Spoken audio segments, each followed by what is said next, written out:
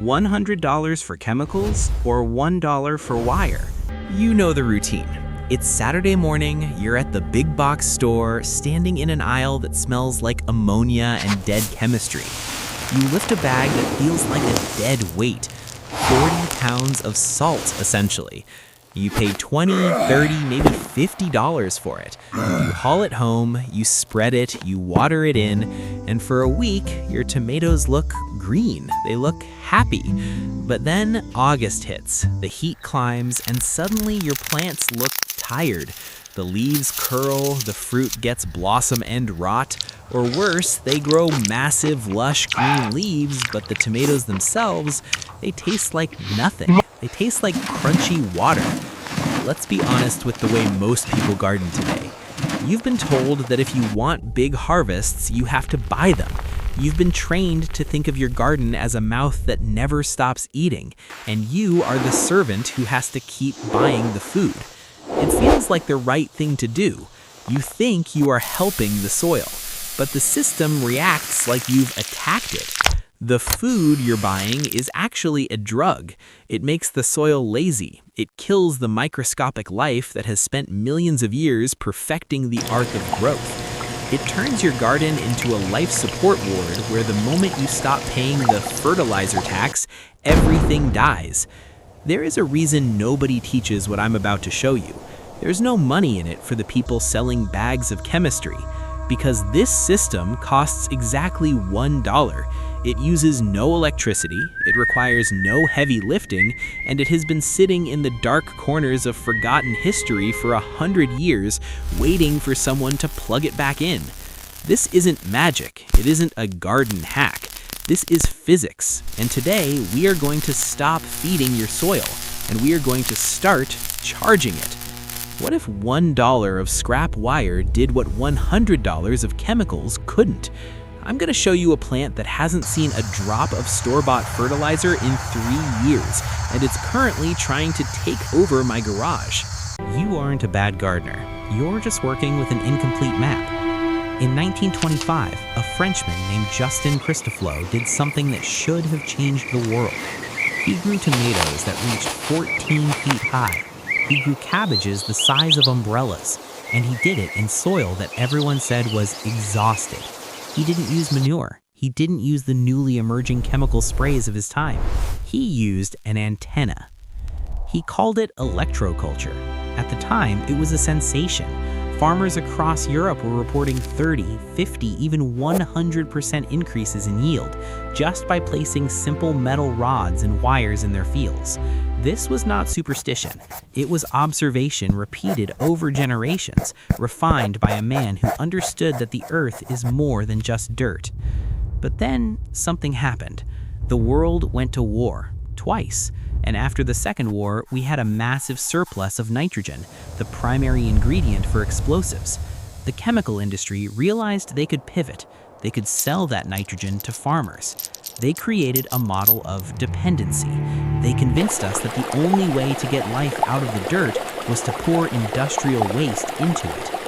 The antenna method was quietly pushed aside. It wasn't modern. It wasn't profitable for the people who wanted to sell you a subscription to their products. You were not stupid. You were just trained into the wrong model. But nature doesn't care about marketing. The physics that Christofleau used in 1925 hasn't changed. The Earth is still a giant magnet. The atmosphere is still pulsing with electricity. Your garden is standing in a sea of free energy, but you've been taught to ignore it. Some of the most useful systems disappeared the moment people stopped buying expensive inputs. Today, we're reclaiming that knowledge. We're going back to 1925 to solve a 2026 problem. To understand why this works, you have to stop thinking of your soil as a stomach and start thinking of it as a battery. Think of the AA battery in your wall clock. A very slow push-in reveals the heart of the mechanism. And a negative end. Energy flows from one to the other. If you break that connection, the clock stops. The Earth is exactly the same. The ground we stand on is negatively charged. The atmosphere, several hundred feet above our heads, is positively charged. There's a constant, invisible pressure, a voltage gradient, pushing down on us every second of every day. Normally, this energy is diffused. It's lazy. It moves through the air but doesn't interact with the soil in a concentrated way. But when you place a conductor, like a copper coil, vertically in the ground, you create a shortcut. You create a lightning rod for microscopic energy. In simple terms, your garden is an antenna that's been unplugged from its power source. We're just plugging it back in. Nothing magical is happening here. This is physics with patience. The secret is not the wire. The secret is the mechanism of ion exchange. Nutrients like nitrogen, potassium, and phosphorus aren't just bits of food, they are ions. They have electrical charges. When you increase the subtle electrical flow in the soil, you increase the speed at which these ions move toward the roots. You aren't adding more nutrients, you are making the nutrients that are already there more available. It's like the difference between a stagnant pond and a flowing river. Both have water, but the river is alive because of movement. This is biology in the right conditions. The tomato coil is the engine that starts that flow, and it costs about $1. This is the moment of truth. We aren't building a high-tech machine. We are creating a resonator. For one plant, you need exactly 3 things. First, a wooden stake, about 4 to 6 feet tall. Scrap wood is fine. Second, about 5 feet of bare copper wire. I prefer 12-gauge solid copper. You can find this in old house wiring or buy a small spool for pennies. Third, a pair of pliers. Total cost? If you're savvy, it's free. If you buy it new, it's about $1. We are not just wrapping wire randomly. We are creating an inductor.